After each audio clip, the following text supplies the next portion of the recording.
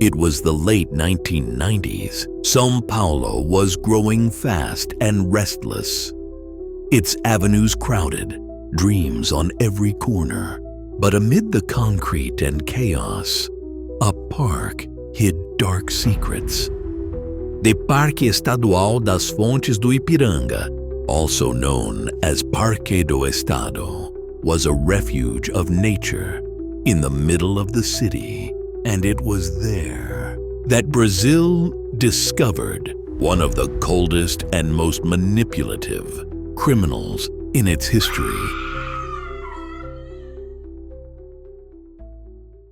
His name was Francisco de Assis Pereira. Born in 1967 in the countryside of São Paulo, he grew up surrounded by hardship and a childhood full of trauma. Classmates described him as a shy, introverted boy. But over time, he learned to use charm as a disguise. As an adult, Francisco worked as a motorcycle courier. But what really drew attention was his seductive manner, his smooth talk, and his intense gaze. He frequented gyms, beauty salons, and claimed to know important people from the fashion world. Francisco approached young women, usually between 18 and 25 years old. In public places such as subway stations, shopping malls, and bus stops, with a calm voice and confident look, he said he worked as a talent scout. He offered them the chance of a lifetime, a photo shoot, a modeling opportunity, the promise of success. Many believed him. After all, he seemed trustworthy. He carried catalogs, showed supposed agency contacts, and told a perfectly rehearsed story. The final meeting took place in Parque do Estado, where he claimed the photo studios were located. But that park would become the setting for a nightmare. Far from the main trails, deep in the forest, the mask would fall. There, Francisco revealed what he truly was: a predator. Surviving victims said his tone of voice would suddenly change, from charm to threat, from promise to terror.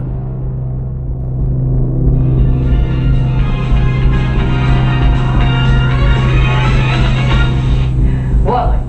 Conhecido agora à noite mais uma vítima do maníaco do parque. É a quarta das 8 mulheres que ele já matou em São Paulo. A estudante Elisângela Francisco da Silva tinha 21 anos e estava desaparecida desde maio.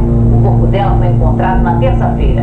E a polícia busca uma prova científica contra o assassino. O principal suspeito dos crimes ainda está foragido. No microscópio que aumenta 1000 vezes a imagem, os cientistas analisam espermatozoides. O material foi recolhido do corpo de Selma Ferreira Queiroz, uma das 8 mulheres estupradas e mortas pelo maníaco no parque do estado. Os peritos tentam identificar o DNA, a identidade genética do suspeito.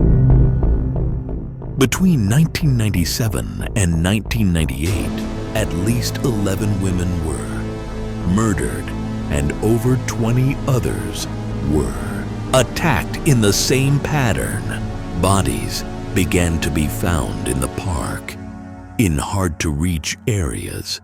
Newspapers reported daily on the investigation's progress. Fear gripped the city.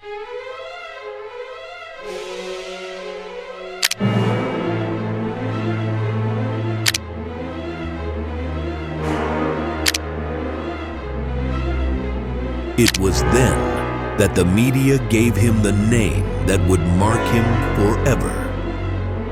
The Maniac of the Park.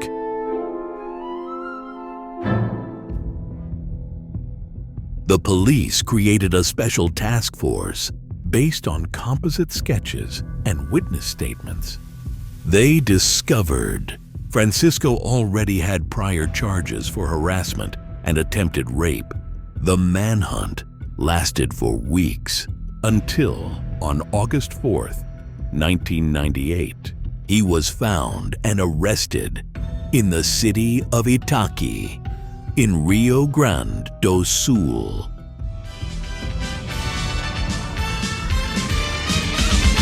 "23 dias de procura e o homem que pode ser o inimigo número 1 da polícia está na cadeia em São Paulo. Francisco de Assis Pereira usou o nome falso, mudou o rosto, foi parar na fronteira do Brasil com a Argentina, mas acabou preso, denunciado por um pescador. A prisão de Francisco pode esclarecer uma série de crimes que assustaram São Paulo.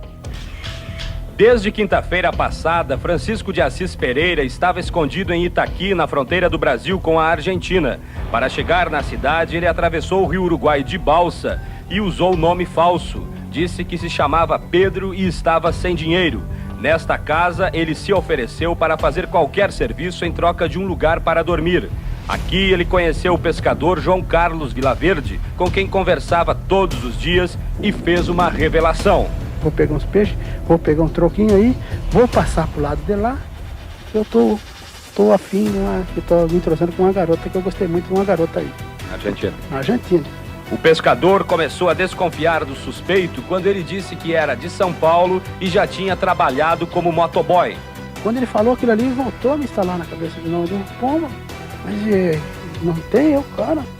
Mas faltava uma confirmação, porque Francisco estava bem diferente das fotos mostradas na televisão. Usava cavanhaque e estava um pouco mais magro. Quando o Jornal Nacional mostrou a série de fotos divulgada pela polícia, ele confirmou a suspeita. During interrogations, Francisco spoke calmly, sometimes even with a hint of pride. He claimed to have heard voices, or that the women provoked him. Experts concluded he was a psychopath with a narcissistic personality and manipulative behavior. Images of the victims, testimonies from families, and recorded confessions flooded the news. In the end, his sentences totaled over 260 years in prison. But under the law, at the time, no criminal could serve more than 30 years. Today, he remains imprisoned. And according to judicial calculations, he could walk free around 2028. Francisco de Assis Pereira turned one of São Paulo's most beautiful parks into a symbol of fear. And even today, his name still sends shivers down the spine of those who lived through that time. Because the real horror is realizing that monsters like him sometimes walk among us with a smile on their face and promises on their lips.